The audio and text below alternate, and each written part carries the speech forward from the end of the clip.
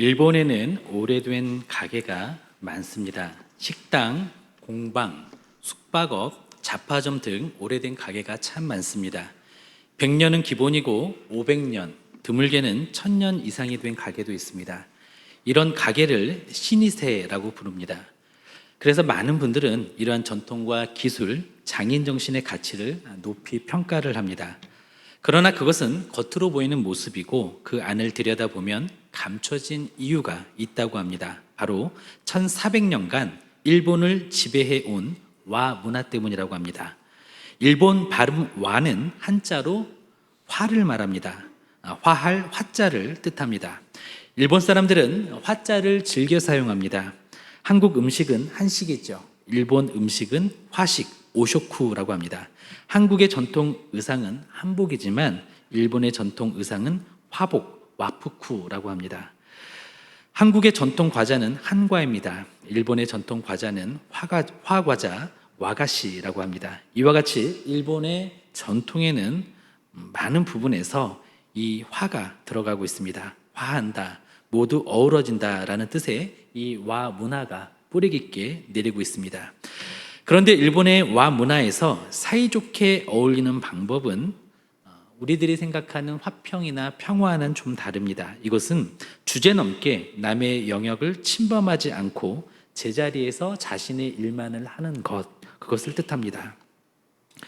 과거의 일본의 계급은 쇼군, 즉 막부의 우두머리 아래로 다이묘들이 있었습니다. 영주들은 그 자신들의 휘하에 사무라이들을 거느렸는데 그 아래로 농공상과 또 그 아래 천민들이 있었습니다.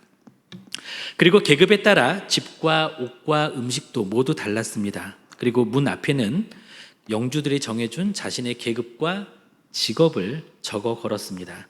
이렇게 각자 계급에서 남의 영역을 침범하지 않고 자신이 할 일만 하면 서로 싸울 일도 없고 사이좋게 어울릴 수가 있는 것이었죠. 그리고 정해진 틀을 무시하거나 깨는 사람은 이제 제거의 대상이 되는 것입니다. 그 제거는 사무라이들이 담당했습니다. 게다가 일본에는 아주 오랫동안 이주의 자유도 없었습니다. 태어난 곳에서 자라나고 거기서 죽을 때까지 살아야 했습니다. 태어나면 그 사람은 그곳 영주의 재산으로 간주가 되었습니다. 그렇게 한정된 지역에서 살아야 했기 때문에 남의 영역에 침범하지 않는 와 문화만을 따라야만 했습니다. 장사가 잘 되어도 가게를 넓게 확장할 수가 없었습니다. 2호점을 낼 수도 없었습니다. 아들이 아무리 머리가 뛰어나도 아버지의 일을 이어받아서 가업을 이어야 했습니다. 그래서 아버지가 생선 장사였으면 아들도 생선 장사를 해야 했고 우동 가게를 해야 했습니다. 그렇지 않으면 와 문화를 해치는 그런 일이 되는 것이죠. 그렇게 되면 주변으로부터 왕따를 당하게 됩니다. 이지매를 당하는 거죠. 그리고 가족 전체가 투명의 인간 취급을 당하게 됩니다. 결국은 와 질서를 깨뜨렸다라는 이유로 사무라이에 의해 무참히 살해되기도 합니다. 이러한 시스템은 고대 일본의 쇼토쿠 태자에 의해 만들어졌습니다. 그 후 약 1400년간 지속이 되었기 때문에 이것이 모든 일본인들의 DNA에 깊이 자리 잡게 된 것입니다. 뿐만이 아니죠. 이러한 와 문화는 민폐를 뜻하는 메이와쿠에도, 그리고 속마음을 뜻하는 혼내와 겉마음을 뜻하는 다테마에라는 것에도 여실히 드러나고 있습니다. 이러한 와 문화는요, 진짜 사이좋게 지내자라는 그런 문화가 아닙니다. 이것은 순종과 복종의 문화입니다. 내가 불이익을 당하지 않기 위해서 다른 사람의 영역에 침범하지 않는 것이 와 문화의 본질인 것입니다.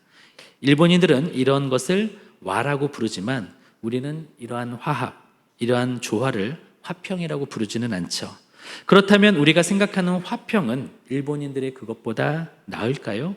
오늘은 팔복의 7번째 복인 화평케 하는 사람에 대해서 나누기를 원합니다. 함께 살펴보겠습니다. 첫째로, 거듭난 사람만이 화평하게 하는 사람이 될 수가 있습니다. 예수님은 사람들의 통상적인 생각을 깨트리는 가르침을 많이 하셨죠. 그 대표적인 가르침이 우리가 지금까지 계속 살펴보고 있는 산상설교의 가르침입니다. 오늘의 말씀도 마찬가지입니다. 우리 주님은 화평하게 하는 자는 복이 있다라고 말씀하십니다. 그러면 이 말씀을 예수님께서 처음에 가르치셨을 때 이 말씀을 최초로 들었던 유대인들은 어땠습니까? 그들은 메시아가 무적의 힘을 지닌 왕으로 올 것이라고 기대를 했습니다. 그렇게 메시아가 오면 막강한 군사력으로 모든 민족들을 정복하고 자신들은 세계의 지배자 민족이 될 것이라고 그렇게 생각을 했습니다. 그들의 기대는 예수님께서 후에 오병이어의 기적을 일으키셨을 때 예수님을 억지로 잡아서 왕으로 삼으려 했던 곳에서 또 나타나죠. 그리고 이 시절의 세계의 정세는 어땠습니까? 이 시절 세계를 정복하고 그 중심에 서 있던 국가는 바로 로마 제국이었습니다. 그들은 군사적인 평화를 누리고 있었습니다. 팍스 로마나라고 하죠. 이것은 무력에 의한 평화였습니다. 그들은 무력으로 적대 세력들의 도발을 억제하고 있었습니다. 그렇게 평화를 유지해 갔습니다. 그리고 로마 제국 역시 일본의 와 문화와 다를 바가 없었습니다. 황제가 정해놓은 경계에서 귀족과 군인, 평민과 노예가 자기 자리를 벗어나지만 않으면 문제가 없었던 것이죠. 이러한 시대에 예수님께서는 온유한 자가 땅을 기업으로 받는다라고 말씀하셨습니다. 다시 말해 힘이 있는 사람이 땅을 차지하는 것이 아니라 온유한 사람이 땅을 차지한다. 이렇게 역설적인 가르침을 하셨죠. 그리고 더 나아가서 화평하게 하는 사람이 하나님의 아들이라 일컬음을 받을 것이다 라고 말씀하십니다.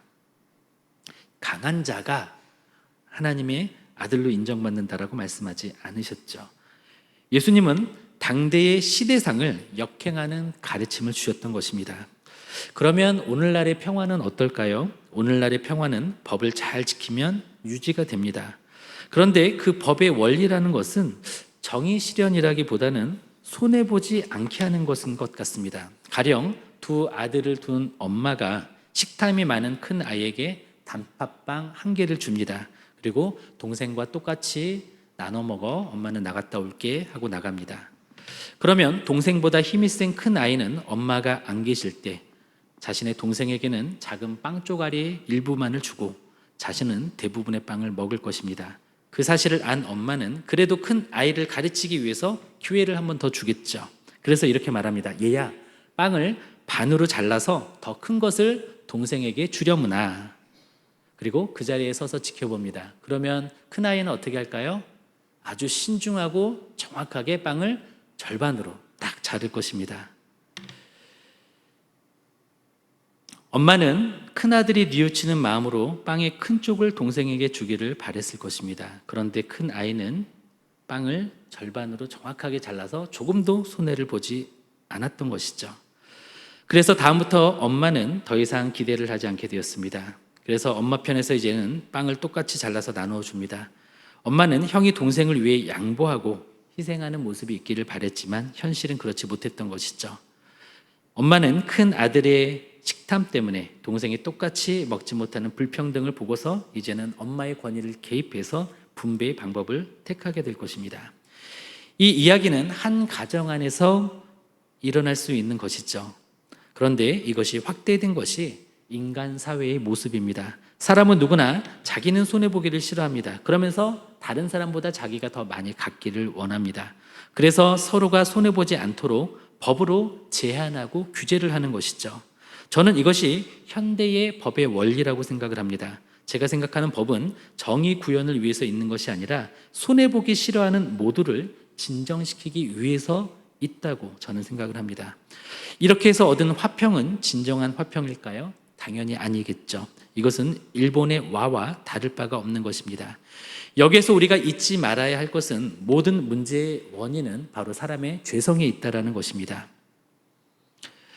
정욕과 탐욕, 이기주의와 자기중심성이 문제의 핵심이라는 것이죠.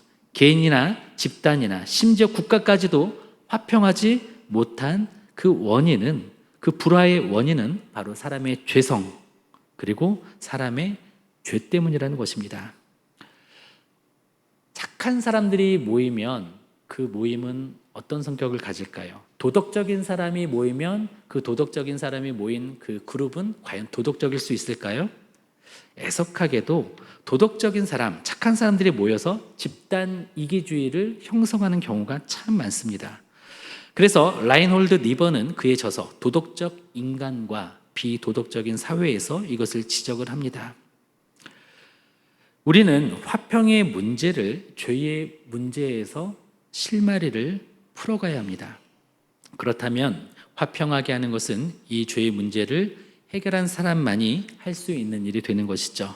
우리가 지난주에도 살펴보았지만 모든 만물보다 심하게 부패한 것이 바로 사람의 마음입니다. 저와 여러분들의 마음이 만물보다 심하게 부패해 있습니다. 따라서 우리는 화평의 사람이 되기 위해서 부패한 마음을 새롭게 해야 합니다. 청결하게 해야 합니다. 또 부패한 마음을 청결하게 하기 위해서 우리는 애통해야 합니다. 그리고 기도해야 합니다. 또 애통하기 위해서는 심령이 가난해져야 합니다. 그렇게 우리가 하나님 앞에서든 사람들 앞에서든 내가 죄인이라는 것을 인정하게 될 때 우리는 하나님의 긍휼을 구하는 자세로 다른 사람들을 대할 수가 있게 되는 것이죠. 우리는 비로소 온유해집니다. 온유한 사람은 심령이 가난해지고 애통함을 통해서 자아가 처리된 사람입니다. 자기 의의를 다 내려놓고 자아를 다 처리한 사람이죠.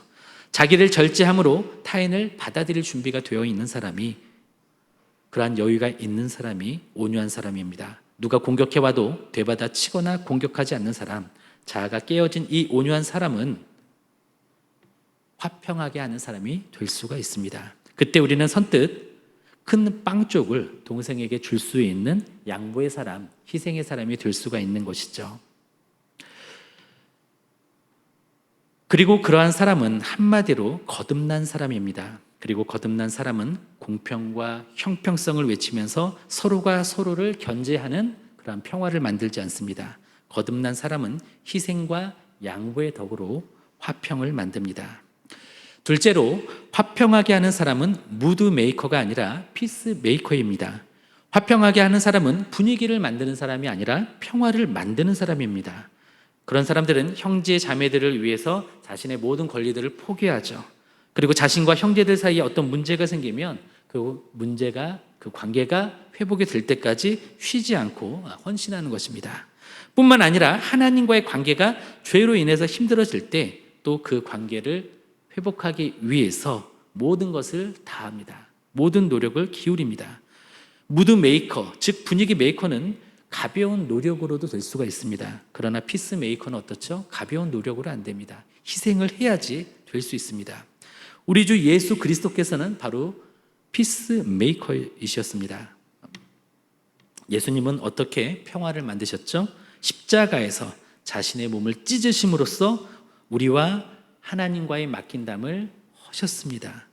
그리고 하나님께 원수로 있었던 우리들이 하나님과 화평하게 되는 그 일을 위해서 자신을 희생하셨습니다. 우리는 남자나 여자의 장벽, 또 사회 계층의 장벽, 인종 간의 장벽을 뛰어넘어서 화평케 하는 사람들이 되어야 하는데요. 갈라디아서 3장 28절은 이렇게 말씀하십니다. 너희는 유대인이나 헬라인이나 종이나 자유인이나 남자나 여자나 다 그리스도 예수 안에서 하나이니라. 우리는 모든 장벽을 넘어서 화평해야 하고 하나가 되어야 합니다. 유대인이나 헬라인, 즉 인종 간의 장벽을 넘어야 합니다. 우리 교회에 올해부터 많은 다문화 영혼들이 오시고 있습니다. 우리가 다문화 영혼들이 많아지면은요, 아까도 말씀드렸지만은 다 개인적으로는 훌륭한 그리스도인들인데 그룹화가 될 수가 있습니다. 한국인 그룹, 또 다문화 그룹 이렇게 형성이 되어서 마치 집단 이기주의 양상을 띠고 서로에게 불편한 점, 또 자신이 불편한 점들을 계속 어필할 수가 있습니다. 이런 갈등과 위기들이 우리들에게도 올 것입니다. 그런데 우리들은 이것을 잘 극복해야 합니다. 어떻게 극복할까요? 이 화평케 하는 자의 정신을 가지고 잘 극복해야 합니다. 그래서 편견 없이, 차별 없이 동등하게 하나님의 자녀로서 우리가 하나님 앞에 예배자로서 그리스도인으로서 설 수 있도록 노력해야 합니다. 우리는 이런 인종 간의 장벽을 넘어야 합니다. 또 사회에는 실질적으로 종이나 자유인의 차별이 있습니다. 사회 계층의 장벽이 있죠. 물론 대한민국 국가는 평등한 사회이지만은 학연, 지연 또는 학벌, 그리고 어떤 재산의 정도에 따라서 알게 모르게 그러한 계층들이 나뉘어져 있습니다. 우리는 그러한 장벽이 교회 안에 들어오지 않도록 해야 합니다. 있다 할지라도 이것을 뛰어넘어야 합니다. 또한 남자나 여자, 즉 성별의 장벽도 있죠. 이것 또한 우리가 넘어야 할 그러한 숙제입니다. 주님은 우리가 하나 되기를 원하셨고 그것을 가능하게 하셨습니다. 그렇기 때문에 우리는 하나 되라고 하신 이 명령에 우리는 순종하면서 하나 됨을 이루어야 합니다. 그러나 주님께서 허무신 이 장벽은 오늘날에도 여전히 죄인들과 또 변화되지 않은 옛 성품의 사람들로 인해서 계속해서 세워지고 있습니다. 그러나 우리는 달라져야 합니다. 그리고 막힌 담을 허신 예수님을 따라서 하나됨을 이루어야 합니다. 그리고 어떤 사람이 피스메이커의 삶을 실천하는 사람일까요? 이것을 실천하는 사람은 자신이 공격받을 때에 또 애매한 상황에 놓여서 오해를 받을 때에 인내하는 사람입니다. 뿐만 아니라 다른 사람들의 잘못이 보여도 그것을 쉽게 판단하고 정죄하지 않는 사람입니다. 반면에 불화의 영성을 가진 사람들은 어떻습니까? 다른 사람의 그 모난 모습을 보거나 나리선 모습을 보거나 이기적인 모습을 보거나 미성숙하고 불신앙적인 모습을 보면 어째서 저렇게밖에 못하지? 라고 하면서 속으로 못마땅해 하면서 판단을 하고 정죄를 합니다. 그것이 우리의 모습이 아니기를 바랍니다. 화평의 사람들은 어떻습니까? 다른 사람들의 잘못된 모습을 보고 지금 사탄의 지배를 받고 있구나. 그러면서 그들의 그 상태에 안타까워하면서 그들을 불화의 또 불의의 희생물로 여길 수 있는 사람입니다. 그래서 하나님의 긍휼로 그분들을 바라보면서 그분들을 위해서 기도를 합니다. 설령 자신이 공격받는 상황이라 할지라도 판단과 정죄를 삼가고 도리어 자신을 낮추고 그 영혼을 긍휼히 여기면서 기도하게 됩니다. 불의한 사람들에 의해 고난을 당한다고 해도 그것을 감내합니다. 그래서 화평하게 하는 사람은 다음 주에 살펴볼 의를 위해 박해받는 사람의 자리까지 나아갈 수 있게 되는 것입니다. 로이드 존스 목사님은 화평하게 하는 사람의 실천에 대해서 매우 실질적인 제안을 해줍니다. 두 가지를 해주는데요. 그 하나는 바로 혀를 제어하라라는 것입니다. 화평의 사람이 되기 위해서는 무엇보다 입을 다물고 말하지 않는 법을 배워야 합니다. 우리가 혀를 제어할 수 있다면 이 세상에는 불의가 훨씬 더 줄어들 것입니다. 우리는 듣기는 속히 하고 말하기는 더디해야 합니다. 화평하게 하는 사람은 최선을 다해서 이것을 지켜야 합니다. 그래서 말하지 않는 법을 날마다 익히고 날마다 배워가야 합니다. 그리고 실천해야 합니다. 우리는 어떤 말을 전해 들을 때 대꾸하려고 하는 욕구가 생기죠. 이때 대꾸하지 말으시기를 바랍니다. 심지어 나를 해치려는 것을 알 때에도 대꾸해서 말로 되갚지 않기를 바랍니다. 또 이런 일도 있죠. 어떤 가까운 사람이 부정적인 나에 대한 어떤 이야기를 전해 듣고 그 말을 전달할 때도 있습니다. 그런데 이것을 전달하는 사람들도 역시 화평하게 하는 사람이 아닙니다. 그런 사람은 참 친구가 될 수가 없습니다. 왜냐하면 불화를 조장하기 때문에 그렇습니다. 화평하게 하는 사람은 말하고 싶은 충동을 느낄 때에도 말하지 않는 사람입니다. 그래야 화평으로 나아갈 수 있기 때문입니다. 그리고 로이드 존스 목사님은 화평케 하는 사람의 두 번째 실천 사항으로서 항상 복음에 비추어서 생각하라 라고 제시를 합니다. 화평하게 하는 사람은 모든 상황을 복음의 문맥에서 비추어 봅니다. 그래서 어떤 상황을 만나든 이런 생각을 합니다. 이것의 함축된 의미는 무엇인가? 이 문제에 개입된 것은 나만이 아니다. 복음의 명분은 어떻게 될까? 교회는 어떻게 될까? 공동체는 어떻게 될까? 또 교회 밖에 있는 정당한 사람들은 어떻게 되는가? 이런 것들을 항상 생각한다는 것입니다. 그리고 한 예를 드는데, 말씀에 비추어서 한 예를 드는데요. 가령 로마서 12장 20절 말씀, 내 원수가 줄이거든 먹이라 라는 말씀이 있죠. 이것을 적용하면 화평케 하는 사람이 된다는 것입니다. 원수가 우리에게 악한 말을 한다고 가정해 보겠습니다. 그러면 우리는 화평하게 하는 사람이 되기 위해서 그에게 대꾸하지 않습니다. 혀를 먼저 억제합니다. 그뿐 아니라 악한 말을 하는 것은 그 원수가 아니라 그 속에서 일하는 마귀라는 것을 보게 됩니다. 그래서 그러한 말을 하는 사람을 불쌍히 여깁니다. 이 사람도 바로 마귀의 희생물이구나. 그래서 하나님께 그를 구원하시고 사탄에게 속고 있음을 알게 해달라고 중보하게 됩니다. 한 단계 더 나아가죠. 원수가 배가 고프며 여러 가지로 어려운 일에 처해지게 됩니다.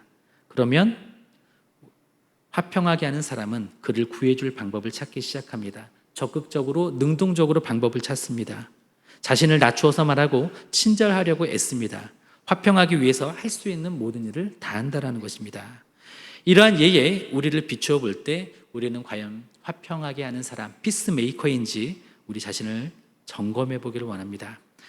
헐리우드의 영화배우 덴젤 워싱턴은 한 시상식에서 매우 의미심장한 말을 했습니다. 먼저 그는 하나님께 영광을 돌렸고요. 이런 표현을 했습니다. 저는 누구도 비난하지 않습니다.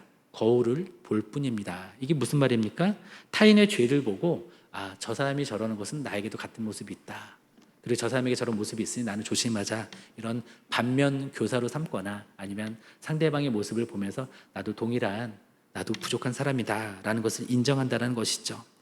상대의 죄를 보고 자신을 돌아보고 또 상대의 죄를 보고 안타까운 마음에 기도할 수 있는 여유가 이럴 때 생기는 것입니다. 그리고 그러할 때 그를 돕고자 하는 마음도 생길 수 있는 것입니다. 우리가 그렇게 피스메이커가 되면 우리는 하나님의 아들이라 일컬음을 받게 될 것입니다. 아들이라 함은 자녀이며 아버지를 닮았다라는 것입니다.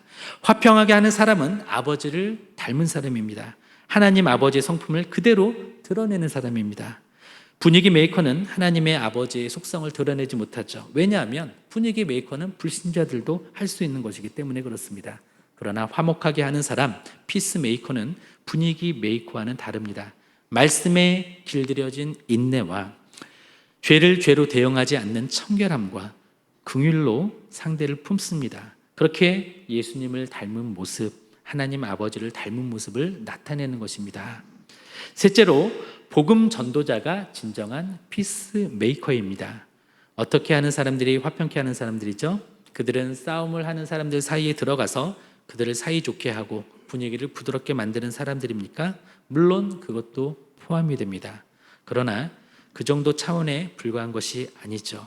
그리스도인은 화평의 사람들입니다. 그래서 그리스도인이 있는 곳은 어디서나 갈등과 분쟁이 줄어들고 평화로운 분위기가 형성되어야 합니다. 그런데 안타깝게도 우리 한국의 현대의 어떤 교회 모습을 보면 참 너무나 안타까운 표현들이 등장할 정도였습니다. 대한예수교 장로회가 있고 대한기독교 장로회가 있었는데 하도 분쟁이 있으니까 이런 말들이 생겼습니다.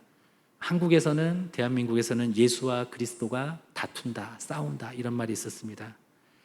우리는 안타까워하면서 한국 교회 현실을 보면서 같이 회개해야 합니다. 우리 안에도 그러한 모습이 충분히 있을 수가 있습니다.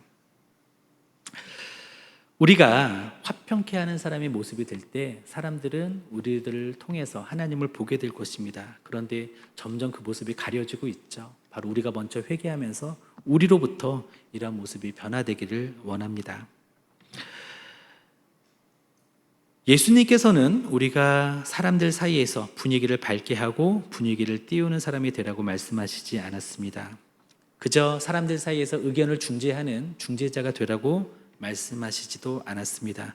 이것들은 다 중요하지만 주님께서 우리에게 요구하시는 것은 분위기 메이커가 아니라 피스 메이커인 것이죠.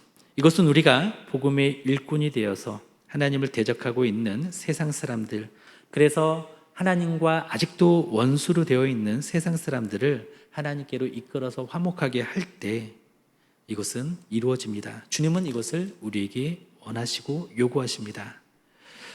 화평하게 하는 사람은 진정한 평화를 주시는 예수님께로 사람들을 인도하는 일에 앞장섭니다. 우리 말씀 한 구절을 찾아보겠습니다. 고린도 후서 5장 17절에서 19절입니다. 신약성경 291페이지입니다. 신약성경 291페이지. 고린도 후서 5장 17절에서 19절까지 같이 읽겠습니다. 함께 봉독하시겠습니다. 그런즉 누구든지 그리스도 안에 있으면 새로운 피조물이라. 이전 것은 지나갔으니 보라 새 것이 되었도다. 모든 것이 하나님께로서 났으며 그가 그리스도로 말미암아 우리를 자기와 화목하게 하시고 또 우리에게 화목하게 하는 직분을 주셨으니 곧 하나님께서 그리스도 안에 계시사 세상을 자기와 화목하게 하시며 그들의 죄를 그들에게 돌리지 아니하시고 화목하게 하는 말씀을 우리에게 부탁하셨느니라. 아멘. 하나님은 모든 그리스도인들에게 어떤 직분을 주셨다고요? 화목하게 하는 직분을 주셨다고 말씀하십니다. 그렇게 화평을 이루는 사람들은 이제 하나님의 자녀로 불릴 것입니다. 하나님은 바로 내 자녀다라고 자랑스럽게 말씀하실 것입니다. 그들은 하나님의 마음과 하나님의 사역을 공유하는 하나님의 자녀인 것입니다. 누가 궁극적으로 화평케 하는 사람들입니까? 복음의 일꾼이 바로 화평케 하는 사람입니다. 화평하게 하는 일은 사람들이 싸우는 사이에 들어가서 중재하는 차원에서 머무르지 않죠. 하나님과 화목하라고 전하는 것이 화평케 하는 사람들입니다. 그리고 이 땅에 전쟁이 그치고 참된 평화가 어떨 때 어떠한 상황에서 오게 됩니까? 외교 전략 또는 군사력을 가지고 평화를 이룰 수 있겠습니까? 아닙니다. 이 땅에 화평케 하는 많은 그리스도인들이 일어나게 될 때 바로 진정한 평화가 오게 되는 것이죠. 우리는 화평하게 하는 직분을 받은 사람들입니다. 그것을 믿으십니까? 그렇다면 그 직분, 그 직책에 충성하여 맡은 바 소임을 다하시기를 바랍니다. 톰 리차드슨이라는 캐나다 선교사님이 계셨습니다. 이 선교사님은 뉴기니의 사위 부족에게 복음을 전했습니다. 이 선교사님은 1962년부터 15년 동안 사위 부족에게 복음을 전했는데요. 이때의 경험을 화해의 아이라는 책으로 펴냈습니다. 이 책은 유명해져서 지금은 27개국 언어로 번역이 되었고 28분짜리 선교 영화로도 만들어졌습니다. 뉴기니의 사위 부족은 1950년대까지 신석기 문화의 원시적인 삶을 살았던 사람들이었습니다. 게다가 그들은 식인종이었습니다. 그리고 사위 부족의 가장 대표적인 문화는 바로 배반의 문화였습니다. 그들은 상대를 잡아먹기 위해 친하게 지내면서 상대의 환심을 삽니다. 그리고 어느 순간 때가 되면 상대를 유인해서 죽입니다. 그리고 그 해골을 집에 걸어놓거나 목에 걸고 다니면서 심지어는 베개 삼아서 잠을 자기도 합니다. 리차드슨 선교사님이 이들에게 예수님의 이야기를 전합니다. 복음을 전합니다. 그런데 그들의 반응은 영 시큰둥합니다. 그런데 그들은 한 이야기를 듣고 흥분을 합니다. 어떤 이야기였냐면 유다가 예수님을 배반했다라는 이야기를 무척 좋아했던 것입니다. 이 이야기를 듣고 흥분합니다. 이들의 최대 기쁨은 배반을 당한 사람이 낙심하거나 불행을 겪는 것을 지켜보는 것이었다고 합니다. 리처드슨 선교사님은 이렇게 악한 사람들에게 복음을 전할 방법이 없어서 낙담했습니다. 그리고 곧 선교를 포기할 그러한 위기에 봉착했습니다. 그러던 어느 날 온 마을이 시끄러웠습니다. 무슨 일인가 하고 살펴봤더니 사위 부족과 적대 관계에 있던 뚜암 부족 사이에서 전쟁의 위기가 있었던 것입니다. 그런데 뚜암 부족은 워낙 강해서 전쟁을 해도 사위 부족이 질 수밖에 없었습니다. 그것이 뻔했죠. 그래서 사위 부족의 추장은 자신의 6개월 된 아들을 뚜암 부족 추장에게 바치기로 했다라는 것입니다. 이렇게 아이를 바치면 상대편 추장은 그 아이를 받아서 정성껏 키우게 됩니다. 그런데 만약 아이를 맡긴 부족이 전쟁을 일으키면 어떻게 되죠? 그 아이를 받았던 추장이 그 아이를 가장 먼저 죽이게 되는 것입니다. 그래서 전쟁을 막을 수가 있었던 것입니다. 한편 반대편 부족의 추장은 아기를 키운 정이 있기 때문에 원수의 부족의 아들이지만 이 아이만은 신뢰하게 됩니다. 그래서 문제가 생기면 이 아이를 중재자로 세워서 모든 문제를 해결한다라는 것이죠. 결국 아이가 살아있는 동안에는 두 부족 간의 평화가 유지가 된다라는 것입니다. 그래서 이 아이를 바로 화해의 아이라고 부족들은 불렀던 것입니다. 그리고 이날은 두 부족이 평화 조약을 체결하는 날이어서 바깥이 그렇게 요란했다라는 것입니다. 리차드슨 선교사님은 이 이야기를 듣고 그리스도의 복음과 이들이 가지고 있는 문화에 접촉점이 있다는 것을 발견하게 됩니다. 그래서 그는 이렇게 전도하기 시작합니다. 여러분, 이제 여러분의 아들을 가슴 아프게 화해의 아들로 내어줄 필요가 없습니다. 하나님께서는 이미 자기의 아들을 이 세상에 화해의 아들로, 화해의 아이로 주셨기 때문입니다. 하나님께서 주신 아이는 연약하여 병들거나 죽지 않습니다. 그러므로 여러분의 평화는 깨어질 필요가 없습니다. 내가 전하는 예수 그리스도가 바로 화해의 아이입니다. 이렇게 전도했더니 사위 부족 사람들이 쉽게 복음을 받아들였다고 합니다. 그렇습니다. 예수님은 하나님의 아들로서 하나님과 원수된 이 세상에 화해를 위한 제물로 이 땅에 오셨습니다. 누구나 예수님을 통해 하나님과 화목하게 될 수 있습니다. 그리고 하나님과 화목한 우리는 예수 그리스도를 통해 영원한 생명과 함께 하늘의 모든 신령한 은혜와 복들을 누릴 수 있게 되었습니다. 그리고 우리는 더 나아가서 우리도 화해의 사람이 되어서 화평하게 하는 사람이 되어서 그리스도의 복음을 통해 아직도 하나님과 원수된 불신 영혼들에게 복음을 전해서 그들도 하나님과 화목의 상태로 이룰 수 있도록 해야 할 것입니다. 바라기에 우리 모두는 거듭난 그리스도인으로서 화평하게 하는 사람이 되기를 원합니다. 분위기 메이커에서 머무르지 않고 피스 메이커가 되어서 섬김과 희생으로 끊어진 관계들을 연결하고 회복시키는 하나님의 자녀들이 되시기를 원합니다. 그리고 아직도 주님을 몰라 주님을 대적하고 있는 모든 영혼들에게 힘있게 복음을 전하고 불신 영혼들을 하나님과 화목하게 하는 화평의 직분자, 복음의 전령들이 되시기를 예수님의 이름으로 축원드립니다. 기도하시겠습니다.